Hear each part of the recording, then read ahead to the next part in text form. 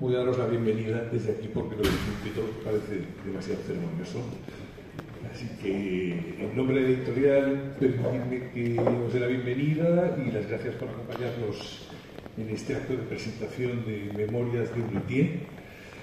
Como les confesé a Máximo Pradera y a Darío Ardanti ayer por la tarde, la verdad es que más que un acto de presentación, esto es un auténtico acto de celebración para nosotros, dado que son muy pocas las ocasiones en las que una editorial tan pequeñita como la nuestra no tiene que perseguir a un autor. Y tuvimos la grandísima fortuna de que Carlos se puso en contacto con nosotros hace unos meses. Debo decir que tanto Belén Feducci, a quien aprovecho para felicitar por la excelente labor que ha hecho con el cuidado editorial y con la organización de esta gira, la verdad que ninguno de los dos nos creíamos que se tratara realmente de Carlos y pensábamos que nos estaban gastando una broma. El caso es que al final pudimos comprobar que efectivamente sí se trataba de él y ha sido pues una auténtica bendición poder trabajar con él en esta nueva edición. Quería también, bueno, sigo con la ronda de agradecimientos, obviamente a la Casa del Libra por brindarse a acoger este acto. La verdad es que es un aforo de dimensiones faraónicas en comparación con el de ayer por la tarde, Madrid, tipos infames, pero bueno, teníamos que hacer la apuesta de largo y qué mejor ocasión que esta para hacerlo. También, por supuesto, a los ilustres inquisidores de hoy, a Paco Mil y a Pere Bardagí. Creo que seguramente les conocéis todos muy bien, pero lo curioso del caso es que, bueno, en el caso de Pere, a la diestra del maestro, es un personaje también que a la manera también de Paco, pues es un caso de estos de pluriempleo fabulosos, músico, compositor, violinista, también humorista y insigne miembro de una estirpe de músicos que arrancó con su ya difunto hermano, con el maestro Bardagí, y que además tiene descendencia, con su sobrino Geoffrey, que contaba antes que también con su hija pianista y compositora. Y qué deciros sobre Paco Mir, otro insigne miembro del Tricicla, que además también es dramaturgo, guionista y anda metido siempre en mil fregados. La verdad es que, bueno, gracias a los dos por brindarnos a presentar el acto y poco más. Deciros sobre Carlos, a modo de breve publi-reportaje, que es, entre otras cosas, el quinto miembro de la formación original de los luthiers. Es un hombre de ciencia, pero que se vio sorprendido por una convocatoria de la coral en la facultad hace ya muchos años, a mediados de los 60, y que junto con muchos de los miembros históricos que ya, por desgracia, no están entre nosotros, tuvo en fin, la grandísima suerte de participar en un proyecto que arrancó, curiosamente, nos contabas ayer, con la adaptación de una opereta de un compositor catalán, cuyo título debo decir que se me ha olvidado. Pero bueno, luego nos lo recuerdas. y bueno, deciros sobre el libro que es, digamos, recoge las remembranzas de todos estos años en compañía de los miembros del núcleo fundacional de la banda. Son casi la friolera de 50 piezas del total de 200, de las 200 que se compusieron en su día. Con ocurrencias, vivencias y toda suerte de anécdotas interesantísimas. Y ya para no robar protagonismo a los compañeros que se han brindado a presentar el acto, cedo el testigo a Paco. Bueno, yo lo voy a despedir ya.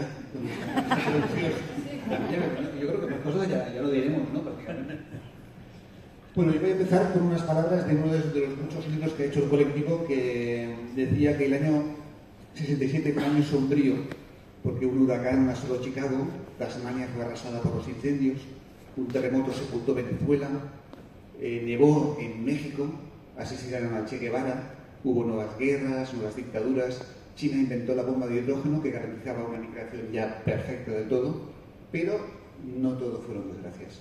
Los Beatles en ese año publicaron Sgt. Pepper's, García Márquez publicó 100 años de soledad y, lo que nos interesa, 4 estudiantes de ingeniería crearon Le Luthier, que alguien definió, una definición que me encanta, como una mezcla entre los hermanos Marx y Bach. No por ahí la cosa, ¿no? Y Lelutier es una de esas compañías típicas en las que el bosque no te deja ver los árboles, ¿no? Porque cada uno de ellos es un artista absoluto y se demuestra en el caso de Lelutier que nos ocupa. Carlos. No me acuerdo. A quien conocen como el loco o simplemente el loquito. Químico, con especial química para el piano, coleccionista de caracoles, creador de instrumentos, bailador de claqué, mimo, yogi, escritor, políglota, amanuense, asadista, electricista, que hoy presenta este libro que reúne las 50 mejores para él composiciones de Lelutier, que ha hecho, yo no sé si son 200 o en el libro ponía 175 obras, con 7.500 funciones, que es inimaginable para cualquier actor llegar a esta cantidad, y que han inventado 30 instrumentos musicales. Bueno, pues yo creo que ya te paso de cómo has conseguido, estadística está muy bien. En vez de hacer un libro de 3 tomos, como es que haces un libro de solo 50 obras en un solo tomo. El micrófono. Sí. Se escucha así. Sí, sí. Lelutier empezó, como dijo Paco, hace más de 50 años, casi 60.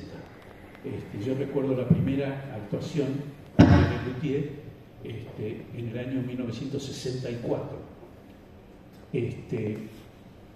bajo la dirección, la tutela y el cariño con que nos reunió, ni más ni menos, y esto no es un mimo ni nada, un catalán que se llamaba Gerardo Massana. Gerardo Massana tenía sus padres catalanes y sus abuelos, y en un viejo arcón del abuelito encontró una partitura de un antecesor de Tricicle, ¿no? O de Lelutier, que se llamaba Joaquín Pérez de la Cuesta o algo así, que había escrito una ópera en un italiano macarrónico, en el sentido de que no era italiano, sino eran palabras en castellano con desinencias en italiano, que se llamaba Il figlio del pirata. Esa opereta, Gerardo, como digo, la rescató de un baúl del abuelo y la trajo a la Facultad de Ingeniería, donde nosotros nos reuníamos un par de veces por semana para cantar salmos de Palestrina y pasiones de Bach y madrigales de Dole. La trajo porque todo grupo humano, sobre todo si son algo jóvenes y qué sé yo, y que tienen cierta chispa, les gusta hacer, digamos, parodias de aquello que están estudiando o practicando, lo que sea.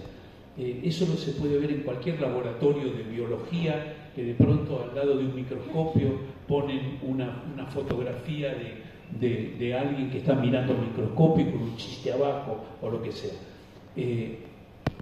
Gerardo trajo eso para tratar de convencer o de reunir un pequeño grupo para hacer una broma al estilo de lo que estábamos haciendo nosotros, en serio, en el coro de la Facultad de Ingeniería, que era música polifónica, ¿no? Esa experiencia creo que fue la piedra fundacional de lo que luego sería Lelutier.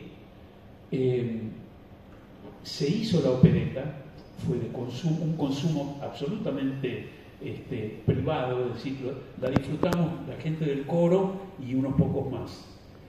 Pero un año después, Gerardo se volvió a acercar al grupo, al coro, y preguntó quién quería intervenir en hacer una parodia de la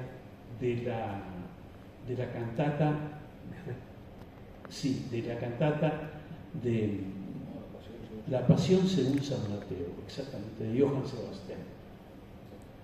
Solo que él quería introducirle un par de cambios. Uno era quitarle los textos bíblicos y reemplazarlo por el texto de un laxante. Y otro, no usar órgano ni cuerdas para acompañar la cantata, sino instrumentos construidos por nosotros mismos, con mangueras, con tubos, con globos, con lo que fuera. Entonces lanzó un desafío en el seno del coro de la facultad de aquel que quisiera participar del proyecto tenía en primer lugar que construir su propio instrumento. Y después Gerardo iba a distribuir las partituras según los instrumentos que iban a aparecer, la íbamos a ensayar y la íbamos a interpretar en la fiesta del estudiante. Ese fue el origen absoluto de Lelutier. O sea, una cantata barroca seria en la cual cometíamos el enorme sacrilegio de introducir el texto de un laxante, ¿no? Se trataba de divertirse y de reírse y demás. Pero con una altura musical y un conocimiento de causa asombrosa, ¿no? En esa experiencia nos anotamos 10 personas, que fue el grupo, digamos, inicial que dio origen a todo esto. No teníamos ni siquiera nombre hasta que a alguien se le ocurrió bautizarlo con el nombre de I Musicisti, que era otro jueguito de palabras por un famoso grupo que descolló por esa época que se llamaba I Musici, ¿no?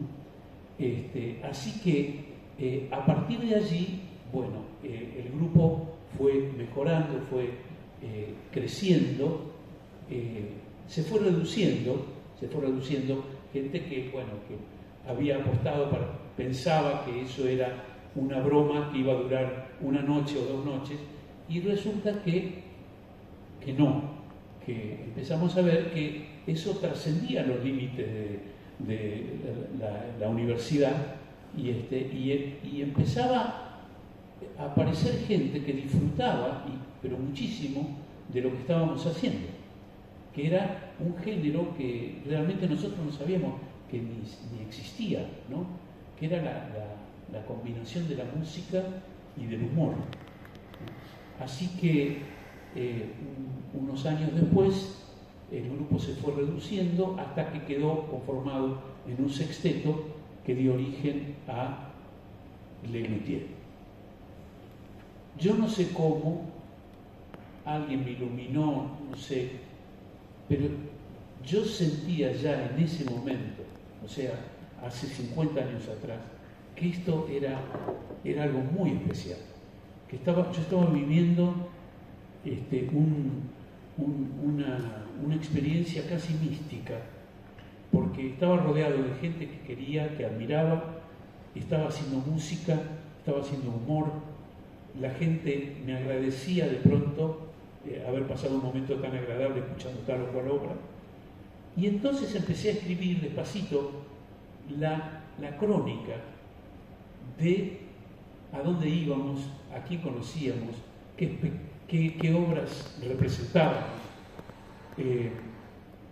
qué instrumentos construíamos, la cantidad de gente que nos venía a ver. Y eso, sin darme cuenta, se fue convirtiendo en una luz de información, porque Lelutier seguía creciendo y actuando. Y, como decía Paco recién, no sé si serán 200, eran 175 las que yo tengo en mi Excel, ¿no? Todo lo que tuve que hacer fue tirar la mitad del libro y elegir los capítulos que eran tal vez más interesantes para el público, para la gente, que tuviesen, que hayan gustado más, que tuviesen más éxito, pero sobre todo que tuviesen alguna anécdota o alguna curiosidad, sea musical, sea humorística, sea de cualquier tipo. Y entonces todo lo que tuve que hacer fue hacer una selección cuidadosa y después sí sentarme a ese bello trabajo de edición, ¿no? Y ponerlo en castizo. Comentábamos con Pera que por mucho que sepas de Lelutier y leyendo el libro te enteras de muchísimas cosas más, ¿no? Hay una cantidad de información brutal, exhaustiva. O sea, que no, es un libro que no se puede leer de un solo día porque no te cabe, no tienes cabeza para leerlo todo, ¿no? Y es realmente impresionante. Las cifras son impresionantes, pero ver todo lo que habéis hecho, todos los países, todas las reuniones, es fascinante.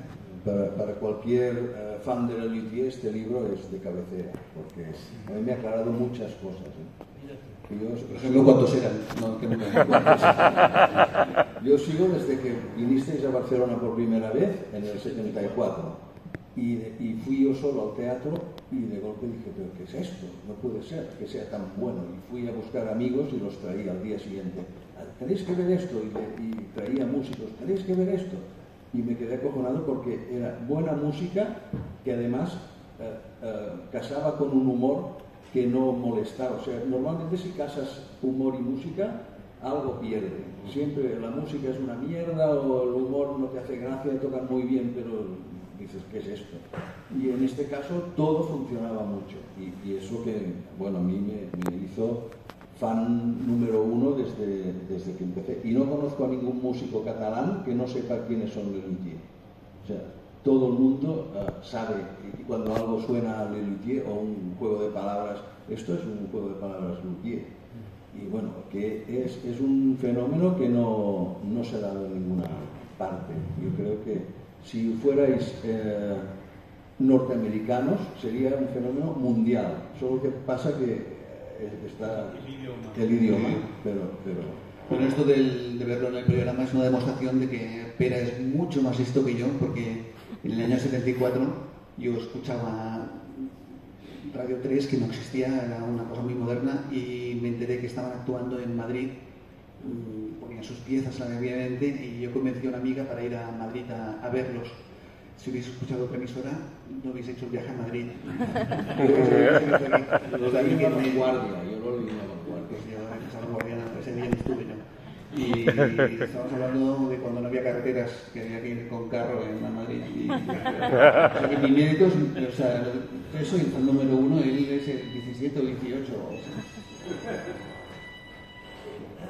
Yo quería decir que fue una de las primeras cosas que le dije a Paco cuando nos vimos hoy a la tarde, que quiero agradecerle realmente que me esté acompañando aquí, igual que a Verdallí también. A ambos los admiro muchísimo. Hubo un flechazo a primera vista de Lelutier con Tricicle, de toda la vida. Realmente no sé quién admiraba más a cuál otro, ¿no? Lo que nosotros admirábamos muchísimo era la capacidad, no la capacidad, digamos, la posibilidad que tenía Tricicle de llevar su espectáculo a Praga y representarlo y que la gente se riera igual que aquí, o más, ¿no? Algo que para nosotros era absolutamente inconcebible, porque nosotros trabajábamos tanto con el idioma, tanto. Crear el jueguito de palabras, el calambur, el contrapié, el palíndromo, era el material que nutría nuestras obras, más la música. Ayer en la presentación de Madrid me acordé de una pequeña anécdota que no sé si está en el libro, pero de que nosotros teníamos las dos grandes vertientes en nuestro espectáculo, que eran por un lado los juegos de palabras, el humor, y por el otro lado la música, que como decía Verdallí, es muy difícil hacer chistes con la música. Y sin embargo, nosotros no sé cómo, por dónde, se nos ocurría algo. Y, por ejemplo, ayer recordé un chistecito que está supongo que algunos de ustedes la deberán haber escuchado, en la Bossa Nostra, la famosa Bossa Nostra, que yo cantaba un día de sol na praia, soñando cosas bonitas, masticaba una banana, a mais forte. Entonces, o sol que manche ardente, o sol cocinero da gente, o sol de fogo encendido, o sol sostenido, o sol bemol. Y entonces a nosotros eso nos causaba una increíble gracia, pero casi nadie lo entendía. Yo me acuerdo que esa línea la escribí yo hace muchos años y me costó un horror hacer coincidir la última palabra con un sol bemol del pentagrama. Entonces, eso a nosotros nos hacía gracia y esperábamos que al público también. Mirá qué hijos de su madre, estos tipos cantan o solo sol sostenido o sol bemol, y es sol bemol lo que está sonando, ¿no? En el pentagrama. Esto enlaza con porque muchas veces al ser humorista la gente no te tiene tan en cuenta, es un poquito como son humoristas, son payasetes y tal, ¿no? Y en cambio, evidentemente, para ser humorista o buen humorista o gran humorista hay que trabajar muchísimo. Y ahí tú también tienes una anécdota, ¿no? Ellos son músicos, hacen música divertida, pero sois todos unos súper musicazos, hasta porque lo sois y después por las incursiones musicales inteligentes que hay metidas en las partituras.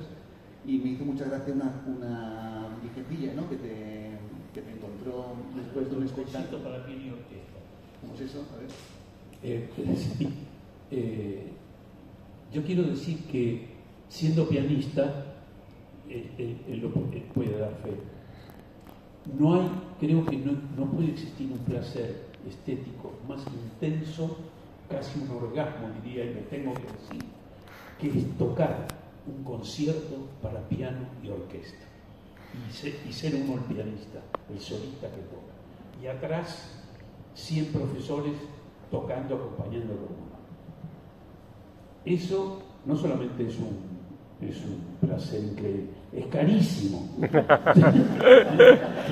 y es inalcanzable. Entonces, para un pianista tener la oportunidad de tocar un concierto para piano y orquesta, de agarrar y hacer el concierto en la menor de Schumann, o incluso un poquitito más acá, el Rhapsody in Blue de Gershwin, lo que sea, es hermoso, hermoso, hermoso.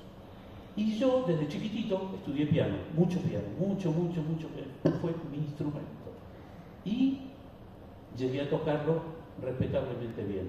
Y pude hacer algunos conciertos para piano y orquesta. Tú más o menos lo debes conocer, algunos de ellos. El Rhapsody in Blue lo toqué. Lo toqué con un pianista muy joven hace una semana. No me digas, qué hermosura, qué cosa. El Gershwin es maravilloso. Después toqué El Emperador de Beethoven, que es muy bravo, muy difícil, y se me quedó en el tintero que toda la vida lo quise tocar y nunca se me dio el La menor de Schumann, que para mí es un... Bésame Schumann. Bésame Schumann de exactamente. Sí. El asunto fue que estaba diciendo esto que lo recordó Paco, gracias Paco, que finalmente le llegó el turno a la parodia de los conciertos románticos para piano y orquesta.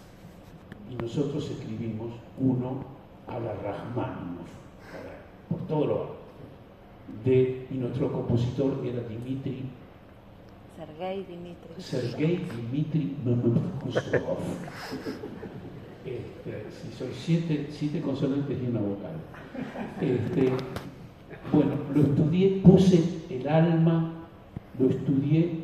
El concierto lo escribió López Pucho. Me dijo, Carlitos, ¿te animás? Lo hacemos. Sí, me animo. Entonces, él escribió toda la parte de orquesta, porque tenía una formación, López Pucho tenía una formación musical espléndida, y yo escribí toda la parte del piano, o sea, la bravura, el virtuosismo. Y él me escribía las líneas y yo las vestía, las tocaba. Bueno, lo ensayamos, pero muchísimo, hasta que llegó el momento de tocarlo nada ni más ni menos que en el Teatro Colón de Buenos Aires, con la Sinfónica Nacional de Colón. Y dentro del espectáculo de Lelutier, las carcajadas, lo otro, y finalmente el cierre, el concierto de Stroff.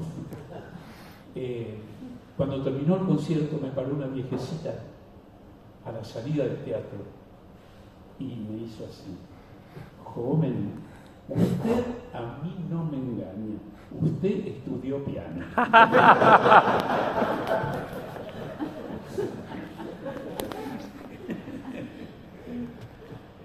Lo que me gusta de Lelutier es que, siempre lo dije, si hacéis un tango, es uno de los tangos más bonitos que he oído. Si hacéis una bossa nova, es una bossa nova preciosa. Si hacéis una chacarera, es preciosa. Pero todo es plagio, ¿eh? Copiáis, elegimos lo mejor y lo... copiáis a preciosos.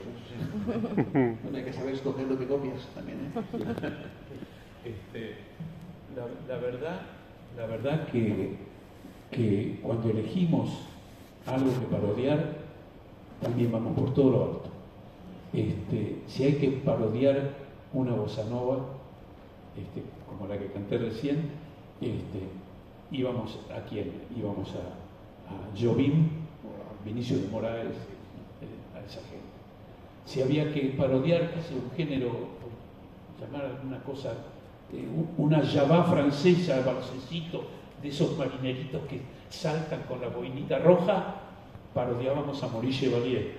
Directamente, había código ahí, era la única parte que decíamos, no podemos salir a parodiar algo que solamente conocen en París, ¿no? Tiene que haber pasado por Buenos Aires, ¿no? Como las películas de Maurice Chevalier. Entonces, bueno, había que hacer algo así. Y Buenos Aires es una ciudad, casi como Barcelona, que ha tenido, la han tocado con la varita, de que hemos recibido de todas las etnias, de todos los géneros, de todos los musicales, artistas de fama internacional, han pasado por Buenos Aires. Era una especie de meca de la gente que quería hacer su trabajo allí. Y claro, entonces nosotros consumíamos, como músicos, consumíamos todo, empezando por el folclore nuestro, que es bastante rico y que era lo único que nos sacábamos afuera de paseo, porque una chacarera, una samba, un gato era muy poco conocido en el resto del mundo, pero de pronto salíamos a hacer parodias de óperas rusas, ¿no? Como el zar y un puñado de aristócratas huyen de los bolcheviques, o ese tipo de cosas. Y la gente se maravillaba que nosotros pasábamos, como decía muy bien Verdaguer, que pasábamos de un tango a una serenata mariachi, y de la serenata mariachi nos pasábamos una java francesa, ¿no? Y todo el mundo feliz y contento, ¿no? Porque era una variedad muy linda, ¿no? Era como un popurrí de cosas para disfrutar y para aprender, ¿no? Aparte.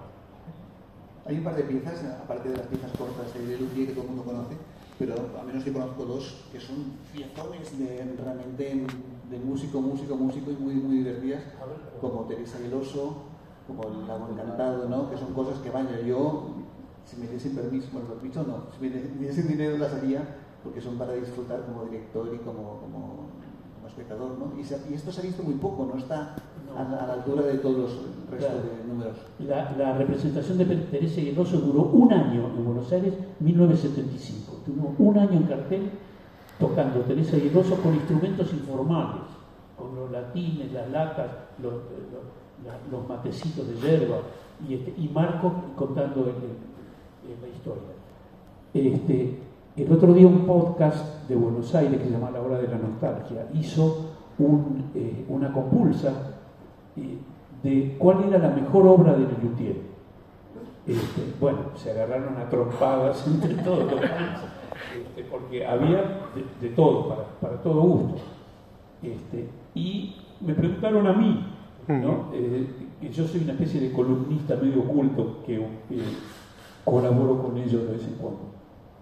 Y yo coincido con Paco, es decir, Teresa y el oso es una obra, antes que nada para el que de pronto lo ignora, es nuestra parodia de Pedro y el Lobo, solo que cambiamos los personajes y le pusimos algo de sexo por dentro que siempre viene bien. Teresa y el oso. Además el oso era el oso libidinoso, así que se pueden imaginar todo lo que podía pasar con la obra.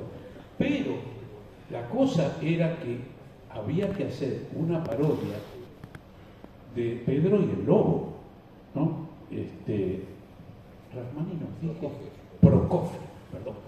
Prokofiev, Rachmaninoff era el concierto para piano. Había poco tiempo. Entonces, Ernesto Acher, que fue parte de Lelutier cuando los años del sexteto, estuvo 17 años con Lelutier, hasta que un día se fue. Escribieron, un poco en colaboración con Pucho, la partitura de Teresa y el oso. Marcos escribió un cuento maravilloso, lleno de procacidades, eso sí, y de chistes y juegos de palabras lindísimos, y de personajes entrañables, que todos tenían un nombre y un apellido que rimaba, como el oso libidinoso, la princesa Teresa, y así, ¿no? Bueno, cuando trajeron el proyecto, Lelutier se reunió y tuvimos que tomar una decisión bastante delicada y algo, era delicada. ¿Quién iba a orquestar la obra? ¿Quién la iba a escribir para la orquesta? Y todo el mundo lo señaló a Pucho, porque Pucho era el único de todos nosotros que había estudiado composición orquestal y dirección, ¿no? Pero la obra, toda la idea la había escrito Ernesto, ¿no? Y entonces yo me acuerdo de esa reunión que Pucho aceptó, emocionado, Ricardo y demás, y dijo: ¿puedo elegir un ayudante? Y todos nosotros dijimos: sí, claro. Entonces agarró la partitura, el bosquejo, se lo dio a Ernesto y le dijo: anda, hacelo vos. Se abrió y no intervino. Y Ernesto en ese momento tomó urgente, se puso a tomar lecciones de orquestación. En primer lugar se leyó el libro de Rimsky-Korsakov, después pasó a... Bueno, era increíble. Estaba encerrado las 24 horas estudiando orquestación.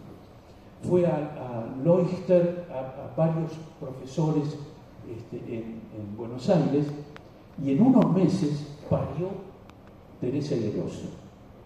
Y yo sostengo, es bastante arriesgado lo que voy a decir, pero si quitamos todo el cuento,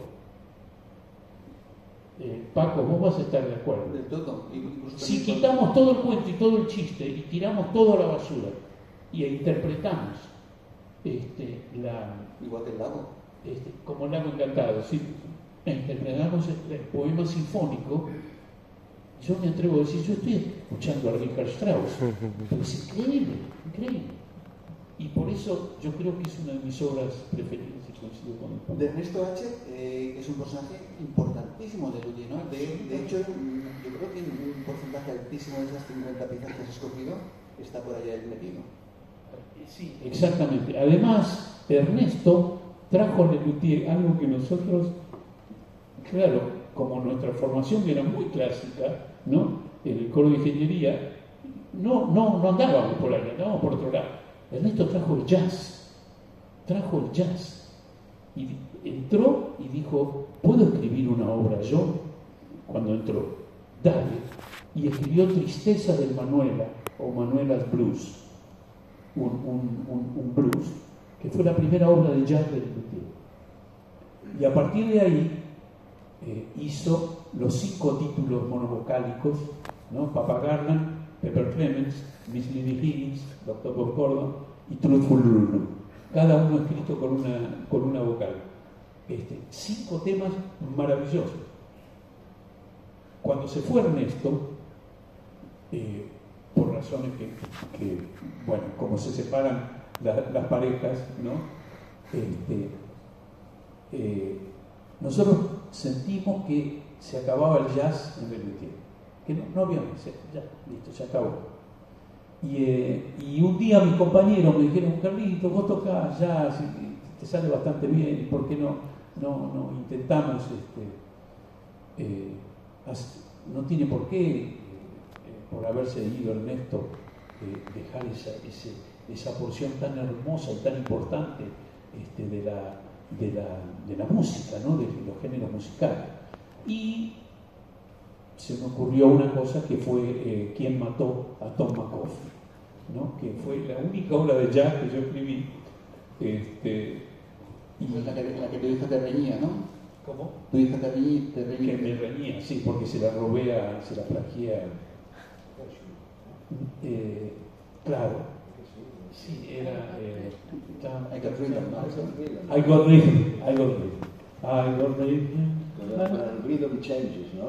Claro, sonaba eso porque era toda una concatenación de acordes muy parecida.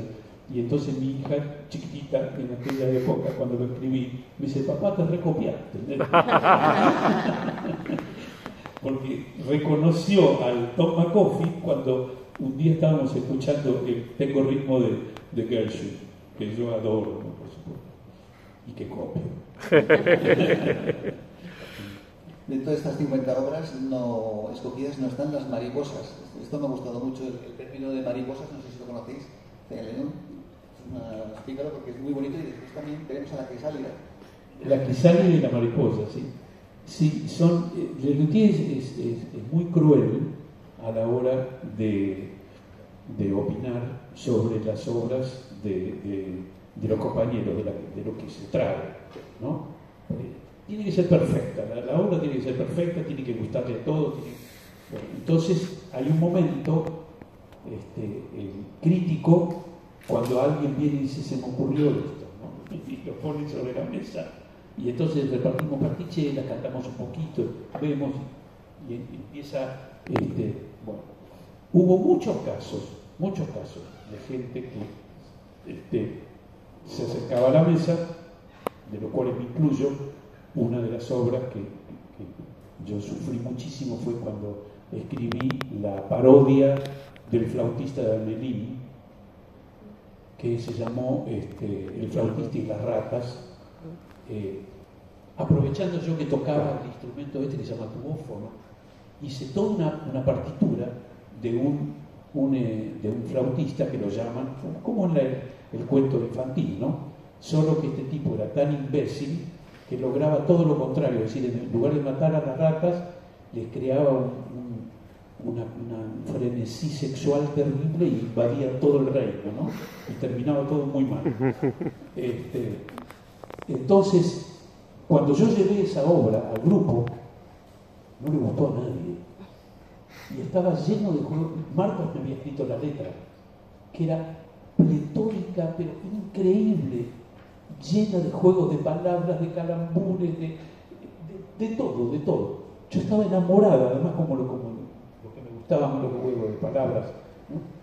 Y entonces escribí toda una partitura. Bueno, la partitura estaba muy bien, pero de pronto alguien se levantó y dijo: yo no veo cómo podemos salir a hacer una obra como esta al público, donde el personaje es un animal tan inmundo. Dijo así, un personaje tan inmundo. Y nosotros había una ley que había inventado Daniel Rabinovich, que la recibíamos a rajatablas, que todo luthier que presentaba una obra tenía el derecho de que se ensayara, se trabajara, se mejorara todo lo posible y se presentara una noche y ver la respuesta del público. Y la respuesta del público fue tibia, salvo el mal de las ratitas. Entonces la obra bajó. bajó, estuvo una noche de Candilejas y se acabó. Y es lo que decía Paco, hubo muchas de esas otras, entonces nosotros las llamábamos las obras mariposa, porque eran efímeras, ¿no? Se acababan allí, ¿no? Y yo sentía cada vez que había una obra mariposa que tenía, digamos, el peligro de convertirse en mariposa, la grababa y la atesoraba y la guardaba así bajo 7 llaves. Las tengo todas. Y nadie las conoce. Y algunas han vuelto tímidamente de pronto con una nueva versión y demás. Y dicen, pero esto es hermoso, esto es muy lindo. Bueno, y otras no, y otras desaparecieron para siempre, como la balada de Archibaldo García, la canción de Mi amada es una máquina, a la computadora, la que cantaba Marcos, Juan y María. Juan y María. Sí, Juan y María era un dúo al estilo Pimpinela. ¿Pimpinela era? Sí. Sí, que se separaban, pero uno quería seguir trabajando solo. Y entonces el tipo, el entrevistador le preguntaba, pero ustedes eran Juan y María, ¿cómo se llama el grupo ahora? Juan... con una R larga, eso era todo. Esto de la mariposa también es una cosa que nos parecemos con Tricicle, porque también damos estas oportunidades y si no funcionan, la quitamos absolutamente. Esto es una cosa que no hace todo el mundo, porque hay muchos humoristas que mantienen su sketch porque a mí me gusta el sketch, el público ya lo entenderá en su día y el público no lo entiende jamás. Entonces, bueno, hay veces hay espectáculos que el público no lo entiende jamás, pero ellos dan R, ¿no? Y está en el amor propio en el mundo del humorista no puede existir. Es el amor al público, tiene que existir siempre. Y hablando de ratas, ya hablamos del ratoneo. El ratoneo del aplauso, dices, ¿no? Eso dices, ¿no? Sí, el ratoneo. Eso es. Ratoneo en Argentina es un término lunfardo que significa apoderarse de lo que tiene otro, ¿no? Sí, por medios espurios, ¿no? Y el que inventó en Lelutier el ratoneo del aplauso era Daniel, que había una escena, ¿no? Que culminaba, por ejemplo, en algún lugar del escenario con otro luthier y causaba una gran explosión de aplausos y demás. Y Daniel levantaba los brazos y se adelantaba al público y se pasaba un rato largo agradeciendo, mientras que todos nosotros intentábamos explicarle que la gente estaba aplaudiendo otra cosa y no la de él. Y eso era el ratoneo, ¿no? Que él nos enseñó a todos, ¿no? Yo hice un ratoneo famoso, me acuerdo, que fue en Cathy, la reina del salón. En Cathy, la reina del salón era una película muda, ¿no? Una película muda donde yo tocaba el piano, tocaba un ragtime al estilo de Scott Joplin, y los demás estaban sentados los 4 en el escenario haciendo nada, claro, porque una película muda no había proyección, había solamente un pianista que estaba tocando. Entonces, ¿de qué va? ¿Por dónde está el humor? ¿No? ¿Qué pasa? Hasta que de pronto uno, creo que Daniel, se acordaba del argumento de la obra y se le empezaba a contar a Jorge, y toda la obra pasaba por ahí, ¿no? Jorge lo escuchaba a él así. Mientras tanto, Pucho estaba totalmente desconectado, intentando leer una revista porque se aburría, y Ernesto tenía también su problema, todo, y Marcos, entre Marcos y Daniel, le contaban la película a Jorge. La gente le miraba de risa porque era mímica, y se entendía toda la anécdota porque pasaba por todos los lugares comunes de las películas de Far West.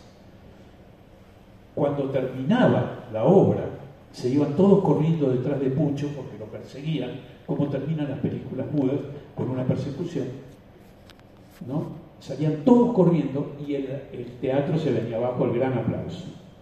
Y yo tocaba el último acorde, me levantaba del piano, iba a hacer mutis y descubría que estaba todo el teatro aplaudiendo.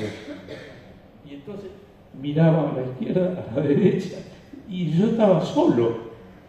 Y entonces, ¿qué hacía? Lo que me enseñó Daniel. Me adelantaba, nadie me había prestado atención durante todo el tiempo que había durado la obra. Pero en ese momento yo interpretaba que mis compañeros se habían ido y que yo había estado tocando solo. Y que entonces el aplauso era para mí. Ese era el rato. ¿Te habéis hecho muchas bromas internas entre actuando, estas putaditas? Menos de las que se puede llegar a suponer.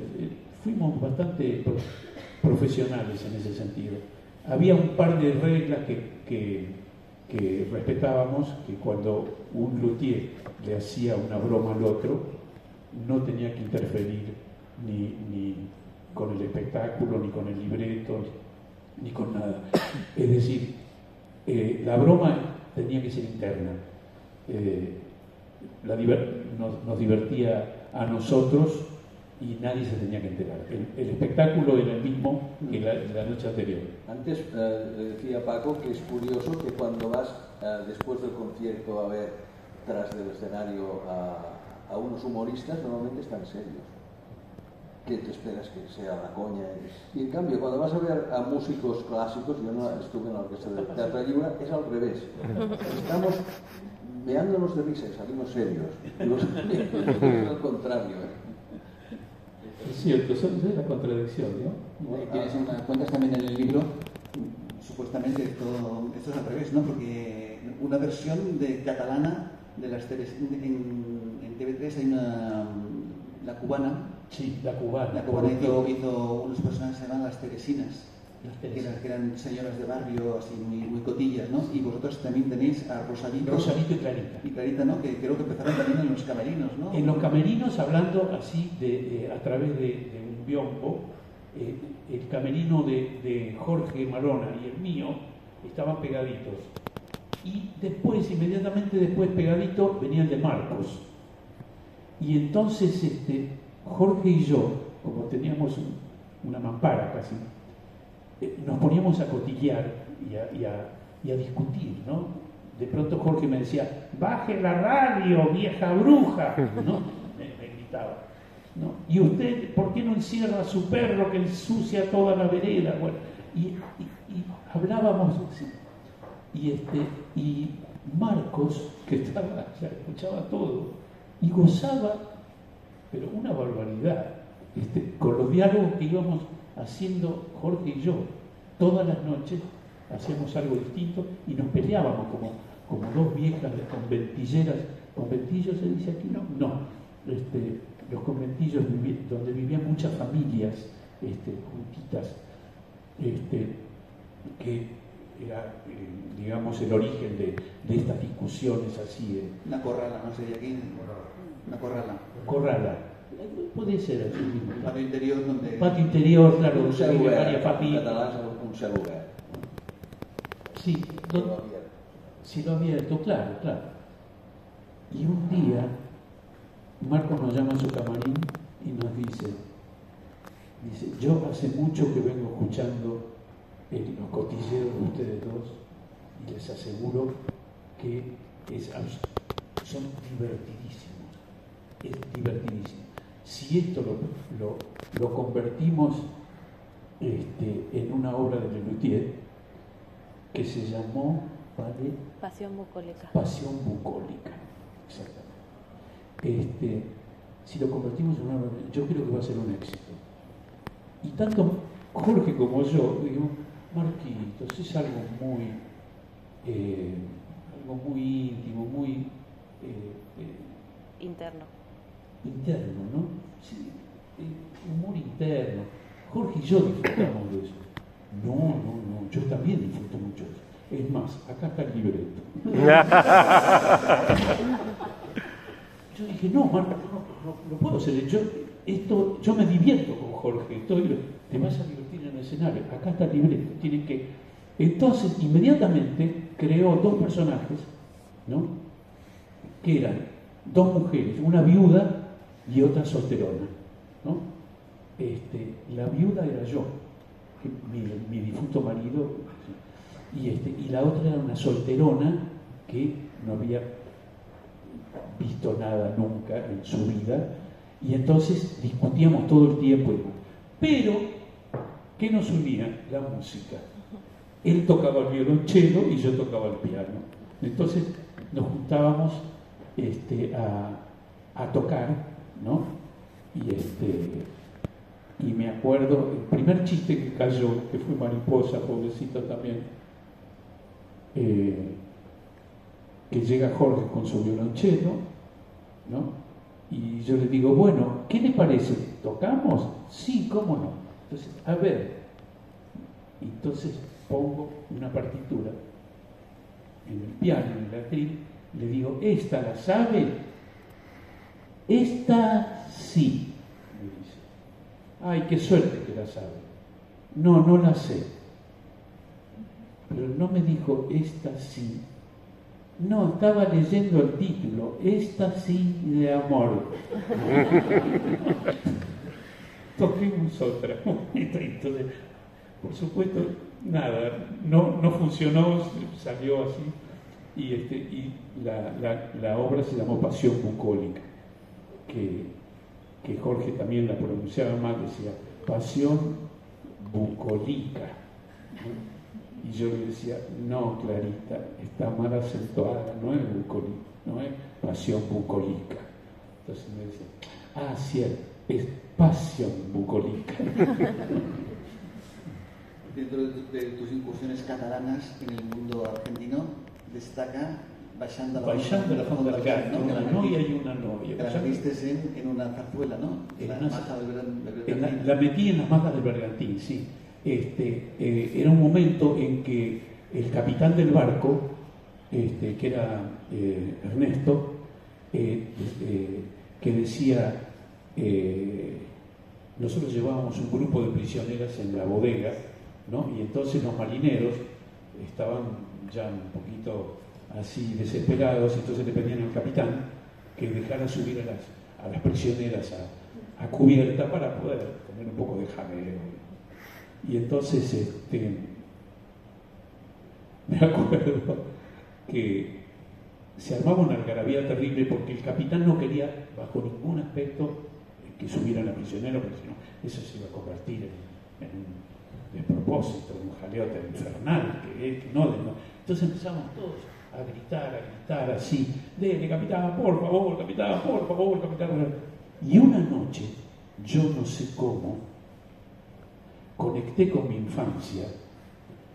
Cuando era chiquitito, había un chico de mi barrio que se llamaba Fernando Cuyás Durán, que me enseñó la canción Baixando la Fonda del Gat. De chiquitito, pero tendría 6 o 7 años, y yo la cantaba con él, que era un inmigrante de Barcelona.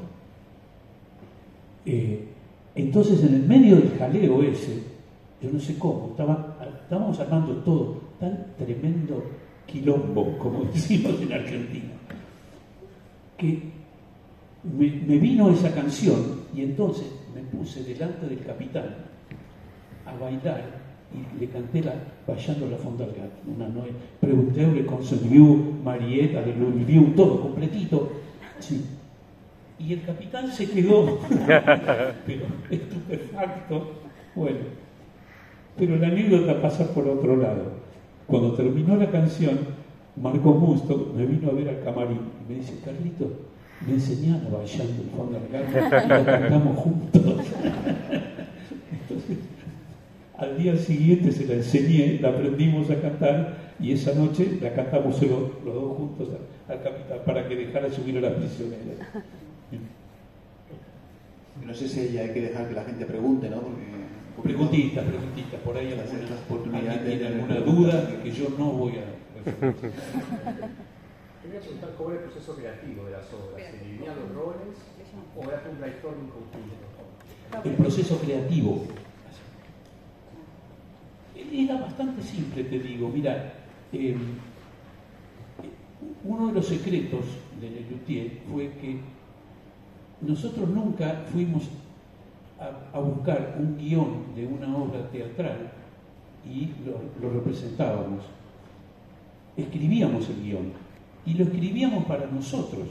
Entonces, cuando se estaba creando la obra, se estaba escribiendo los personajes y demás, el compositor o el autor que estaba escribiendo iba pensando, esto lo tiene que decir Daniel, ahora Carlitos debería sentarse al piano y tocar unas cosas así, Pucho tiene que llamar al orden, porque siempre fue un tipo extremadamente riguroso y demás. Entonces, los personajes venían barajados ya en el libreto, ¿no? De quién iba a hacer cada cosa. El asunto era que había dos usinas creativas absolutamente definidas, que eran Pucho y Jorge, que trabajaban solo, se reunían una vez por semana, toda la tarde a ver por dónde podía salir la punta. Y la otra era Marcos y yo. Trabajábamos muy cómodos con Marcos, y a Marcos le gustaba mucho la música que yo escribía, ¿no? Y Pucho y Jorge tenían un pasito más todavía, porque ambos eran escritores y compositores, o sea que hacían las dos cosas.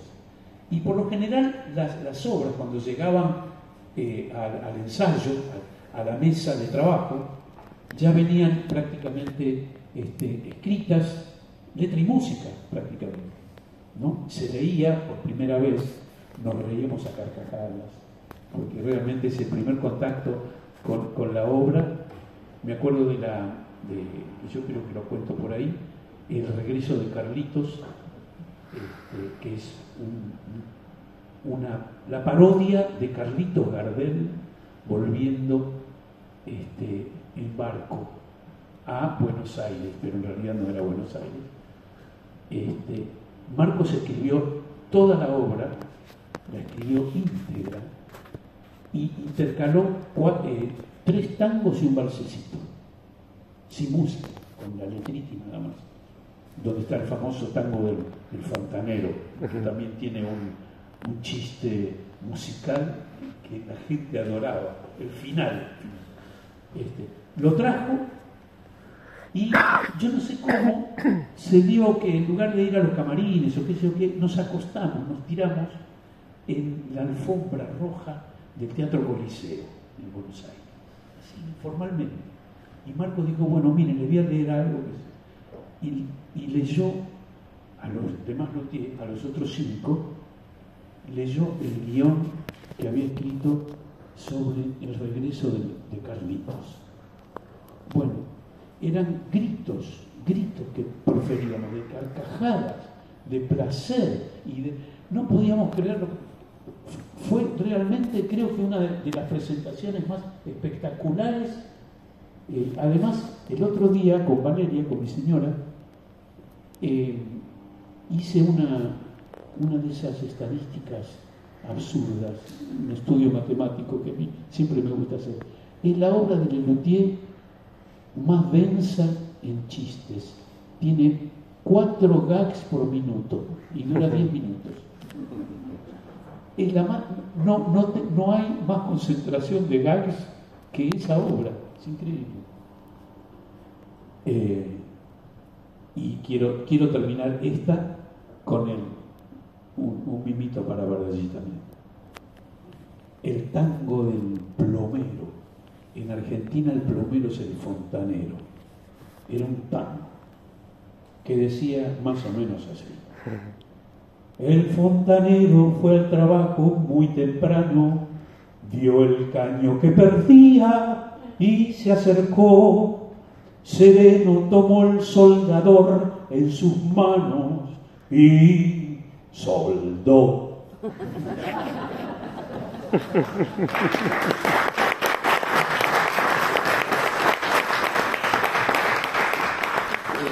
Una pregunta que nos hizo Rabinovich, ¿no componía ni escribía? Nada, no escribía ni componía. Él escribía sobre la marcha, ¿no? Él tenía un cierto complejo de inferioridad terrible que como hace la vida en estos casos.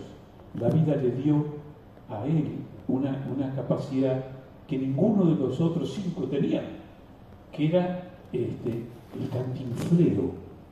cantinfleo, la capacidad de enredarse en palabras y complicarla cada vez más. Y él siempre decía que lamentaba profundamente que no podía escribir una letra, ni escribir una melodía, ni nada. Era un músico excepcional, tocaba prácticamente casi todos los instrumentos, menos el piano. Curiosamente, el piano no, que es, digamos, para tocar, digamos, es más bien para tocar algo simple, ¿no? Pero él decía, yo no se me ocurre nada, y se quejaba de eso, se quejaba. Y nosotros le decíamos, Daniel, pero escuchame una cosa, vos sos consciente de que cuando salís a escena, toda la gente tiene un ojo en vos y el otro en todos los demás. Porque la concentración de actuación que tenía él, ¿no? Y ese cantinfleo lo hacía increíblemente atractivo a la gente. Le encantaba cuando se enredaba con Star Piccole, o con Viena de Viene, o con todas esas tiradas larguísimas, que Marco se quedaba cruzado de brazos y decía, supongo que habrá hecho una pausa. Cuando se paraba, ¿no? en algún lugarcito. Pero no, la respuesta es no, nunca escribió nada. ¿Ernesto participaba en los guiones? Sí. Participaba. Ernesto escribió Don Rodrigo Díaz de Carrera. Chúpate ese. Junto con Pucho y Jorge. La escribieron en 3 días y 2 noches, sin parar. Una semana antes del estreno de Nuestro Piro que Nunca, porque el espectáculo nos había quedado corto. Se reunieron los 3, acabado de hacer. Fue realmente una maratón increíble. Yo iba siempre para variar, con el cronómetro, cronometrando obra por obra, y una semana antes, cuando ya estaba los programas, ya todo ya para salir, dije, muchachos, nos faltan 20 minutos de espectáculo. No puede ser.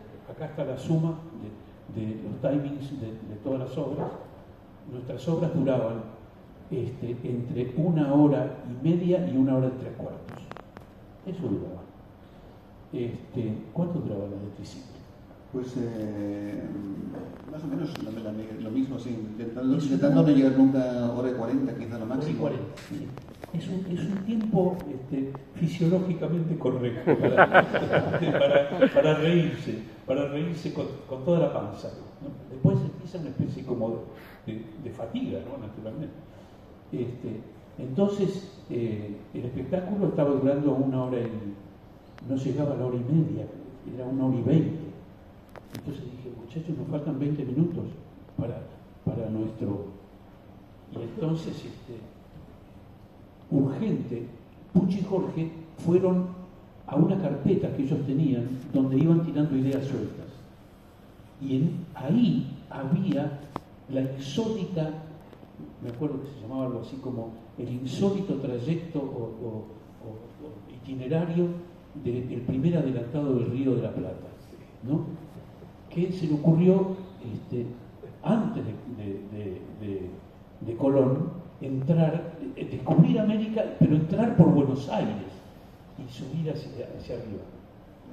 Por supuesto, el tipo no estaba enterado de que ya Colón ya había descubierto América y había comenzado toda la conquista, o sea que se encontró, bueno, todo eso lo conocen ustedes, se encontró con todos los pueblos fundados, iba subiendo y estaba de fait accompli. Y encontraron eso y dijeron, acá hay una punta, podría ser, pero esto es una historia de 5 minutos, 10 minutos. No, pero podemos hacer el tipo vaya recorriendo América y aprovechamos y hacemos folclore de cada uno de los lugares por donde pasamos. A estudiar todo el mundo, como siempre, urgente, a ver cómo es una quilpa llanera, un vals peruano, ¿cómo se llama? La música cubana. Bueno. Y una semana antes se reunieron, yo no participé para nada porque estaba con otra cosa, y se juntaron los tres, Pucho, Jorge y Ernesto, y escribieron letra y música, todo. Y Ernesto es el autor de todos los versos de Pie Quebrado, que son tan hermosos, ¿sí? Los escribió él. Más, por ejemplo, la salsa final, que la quilpa llanera, es decir, la venezolana es de Pucho, el vals peruano es de Jorge, que toca también la guitarra. Bueno, yo ahí no tuve nada que ver, nada. Pero yo escribí el teorema de Tales. Tengo una pregunta. Sí. Lelutiers también, aparte de la música y el humor de las palabras, también tiene el humor gestual, que se parece al Triciclo se parece a Lelutiers, ¿no? ¿Quién os dirigía con este humor gestual? ¿Quién os dirigía? ¿Quién os decía, tenés que hacer este gesto, tenés que hacer esto para el gag? Claro, hubo una única experiencia, me acuerdo, se llamaba era alemán, un director alemán, muy bueno en Argentina, en Buenos Aires. Lo que sí en este momento no viene ninguna. Estábamos ensayando una obra, ya teníamos 6 o 7 años de historia, y estábamos ensayando una obra que pasaba mucho por la mímica y por lo que hacen estos innombrables. Y dijimos, necesitamos un ojo de afuera que nos guíe, nos indique, nos critique, nos sugiera cosas, a ver qué le parece. Qué lástima que no me acuerdo el nombre. Director muy bueno de teatro argentino. Lo invitamos, vino contentísimo el tipo. Se sentó en la platea y vio todo el ensayo de la obra que íbamos a hacer, ¿no? De casi todo el espectáculo. Y nuestra idea, medio loca, era incorporarlo como director artístico o lo que fuera, algo así. Cuando terminó la obra, Hacker se llamaba. Cuando terminó la obra, le dijimos, Hacker, debes tener una pila de cosas para decirnos, para sugerirnos, ¿no? Porque estuviste muy... Y dijo una cosa terrible que todavía me acuerdo. Me dice, no es una pila terrible, tengo solamente una palabra que decir. Háganlo solos. Arréglense, porque yo no puedo tocar un gesto de aquí. Ustedes lo están haciendo muy bien y están encontrando un camino increíble. Sigan solos. Y no se les ocurra llamar nunca más ni a un director ni a nada. Lo que sí hicimos fue llamar a coreógrafos. Ahí ya había que moverse, ¿no? Con el Lazy Daisy, con selección de bailarines, con tantas otras. Pero con Fontana Rosa tuvieron un periodo de colaboración. Exactamente, sí.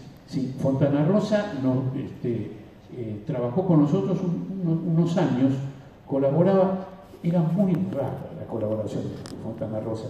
Por ejemplo, nunca estábamos juntos. Él mandaba hojas con chistes y incluso en algunos casos viñetas, ¿no? Con su dibujito, con Inodoro y Mendieta, ¿no? Y sabía, por ejemplo, que estábamos haciendo, suponete, una opereta rusa. Entonces le decíamos, negro, ¿nos tirás alguna idea? Y entonces el negro, desde Rosario, no bajaba a Buenos Aires, nos mandaba una carta por correo. Dice, acaba una sarta de pelotudeces que no sé así, empezaba siempre así, tirándose toda la culpa y ¿no? Que no sé si les va a servir de algo. Y nos mandaba media docena de chistes sobre rusos, ¿no? que iban casi todos, ¿no? Porque eran hermosos. Me acuerdo uno, que lo quiero contar acá porque no lo van a encontrar en ningún lado, que fue una mariposa. Uno de los chistes de Negro Fontana Rosa, que yo adoraba. En el medio de la estepa rusa, en la opereta, el zar y un puñado de aristócratas, el zar ordena hacer un alto en el medio para condecorar a sus soldados. Entonces se ponen todos en fila, ¿no? El zar era Marcos. Llevábamos unos sombreros así de cosacos. Los ponía todos en fila, menos el último, que era Pucho, que estaba de espaldas. Entonces iba y le colgaba en el pecho de cada uno la medalla, ¿no? Decía Marqués Pipiushin, qué sé yo qué, Conde Menkov, así, uno por uno, así. Y cuando llegaba a Pucho estaba de espalda, le colgaba atrás. Y entonces Daniel le preguntaba a Jorge, ¿por qué le pone la condecoración en la espalda? Dice, porque es el que organizó la retirada.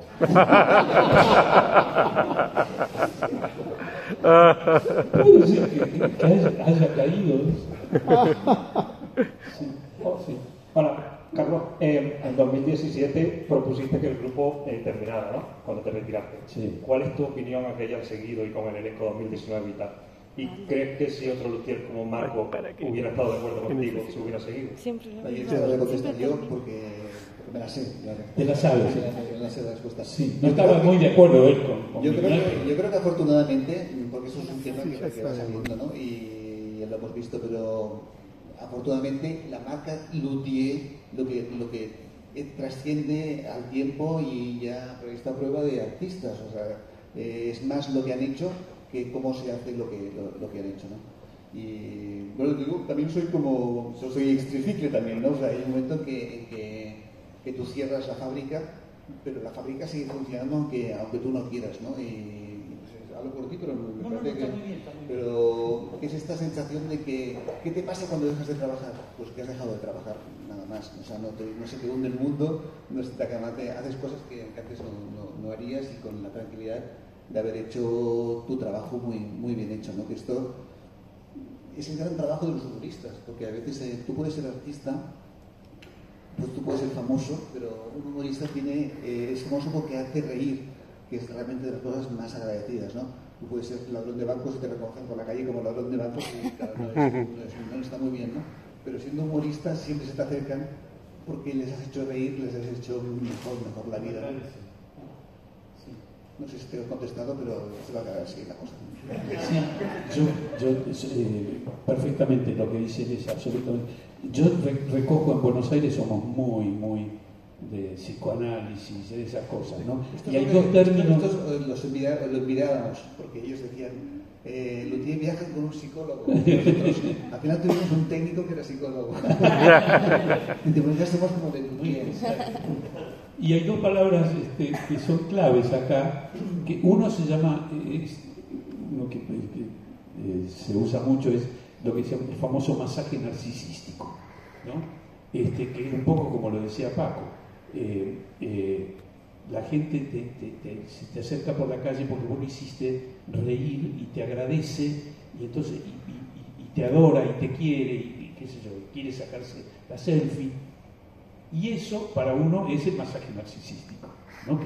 Y después otro, que también viene pegadito, es la droga del aplauso, ¿no? Que es muy difícil de desengancharse de eso, muy difícil. Es decir, de pronto bajás y ya no te aplauden más. Y si pasa el tiempo y medio se te olvidan de tu cara, porque qué sé yo qué, tampoco el masaje narcisístico funciona más. Entonces es como elaborar un duelo. hay que elaborar un duelo, que para mí no fue un duelo, quiero que quede bien claro eso, porque fue realmente una decisión unipersonal, porque mis compañeros nunca quisieron bajarse, se bajaron de prepo, ¿no? Daniel y Marco, pobrecito. Pero yo en el 2017, con 75 años, ahora ya tengo 80, el cuerpo me estaba pasando ya la factura, ¿no? Las lumbares, y estaba muy cansado después de cada función. Y el régimen de funciones era como el de estos tíos también, es decir, giras y giras y giras, ¿no? Y pensando cuándo voy a parar un poco, ¿no? Y poder venir a España, como vengo ahora casi todos los años, a pasear y a comer y a meterme en la montaña de osos. Eso con Lelutier era absolutamente inconcebible, ¿sí? Porque nosotros terminábamos acá y pasado mañana teníamos Perú, Ecuador, México y así. Es un poco eso. Carlos, un poco de droga para ti. Muchas gracias.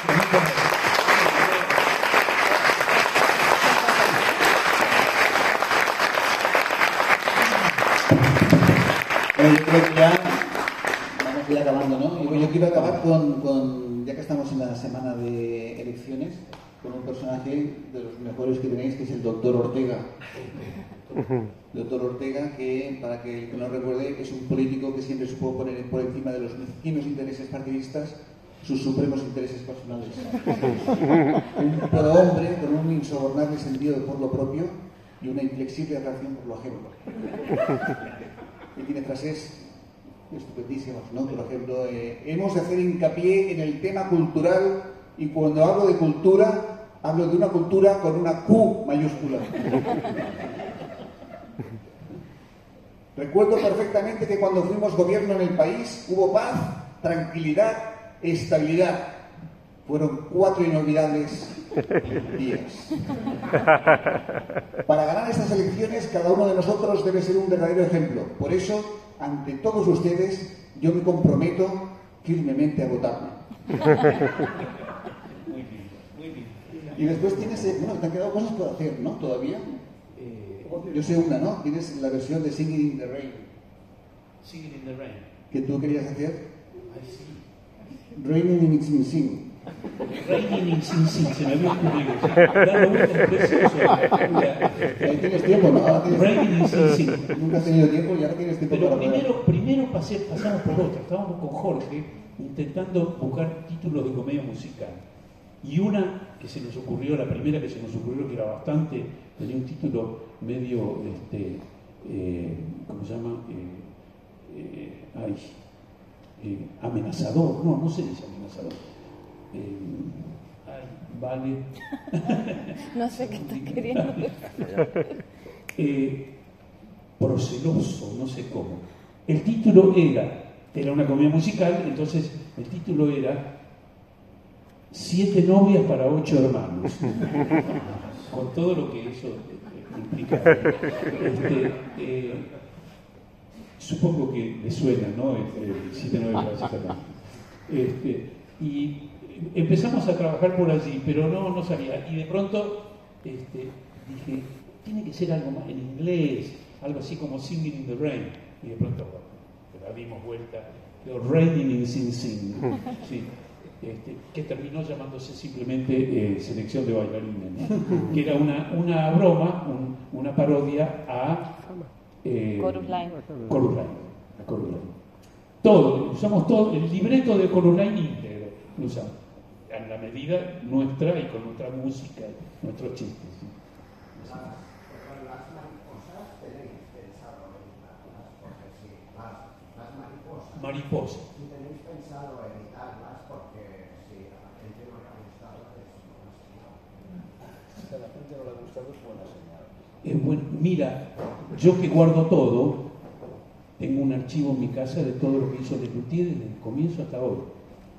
Yo esas cosas las he guardado porque en algún momento en algún momento alguien va a querer, por supuesto no va a ser ningún negocio ni nada. Es decir, yo no me voy a poner a vender mariposas, ¿no? Tienes que hacer un podcast Sí, de mariposas. ahí está. Pero, ¿por qué privar de pronto esos borradores iniciales y demás, ¿no? Es decir, claro que uno piensa en los grandes escritores y demás que destruían, nos salvó Max Brod, creo que era, de que quemaran toda la obra de Kafka, que era el íntimo amigo, y le dijo, en cuanto me muera, quemás todo, ¿no? Y el otro, no, por supuesto que no. Y mis compañeros siempre me han dicho, eso hay que tirarlo, hay que botarlo, porque eso es un tiro desviado, ¿no? Que no dio en el blanco. Y yo digo, hay tiempo, siempre se puede, hay tiempo para tirarlo. Lo extraño es que le han acompañado, te hayan convencido. Ellos tienen copias de eso, pero con un juramento, ¿no? Absolutamente, de no darlo a conocer tanto. Mira, hablando de mariposa, solamente quiero comentar algo. Hace 2016, una cosa así, Daniel Barenboim y Marta Argerich, Qué bonito cosa, ¿no? sí, dos nombres muy importantes, nos ofrecieron a nosotros hacer juntos en el Teatro Colón el Carnaval de los Animales de Saint-Saëns. Bueno, imagínense ustedes la alegría, el orgullo y el asombro, ¿no? Barenboim y Argerich, bueno, y bueno, nos reunimos a charlar y bueno, estábamos todos encantados del proyecto, ¿no? Marta y Daniel iban a tocar los pianos, nosotros íbamos a llevar todos los instrumentos informales y íbamos a hacer el Carnaval de los Animales, todas las obras. Se hizo, fue un exitazo, una única función en el Teatro Colón, 3.500 personas, agotado. Como se agotó mucho tiempo antes, abrimos las puertas a la mañana para el ensayo general con entrada libre. Se llenó otra vez, otras 3.500 personas. Pero esa noche la hicimos y se filmó y está guardada y la tengo en casa y tengo ganas de regalársela al mundo, pero los representantes de Barenboim y no sé si de Marta Argerich no son de la idea de publicarlo, no porque no les haya gustado, porque el producto fue hermoso. No son de la idea de regalarlo, será. De regalarlo, es un gran negocio. Conozco un hacker, tú di dónde y nosotros vamos. Igual, el director alemán. Bueno, pues, ¿te quieres despedir en francés? Ya que se ve que lo dominas, ¿no? El francés. Sí. A ver, lo voy a decir como lo decía en la Java. Mais tonnerre de Dieu, cela suffit, monsieur. C'est que vous pouvez emmerder votre chanson. Ni la chanson française, ni la tarentelle, ni autre chanson vous convient, monsieur. Qu'est-ce que c'est la nuit de Paris? Sacre bleu.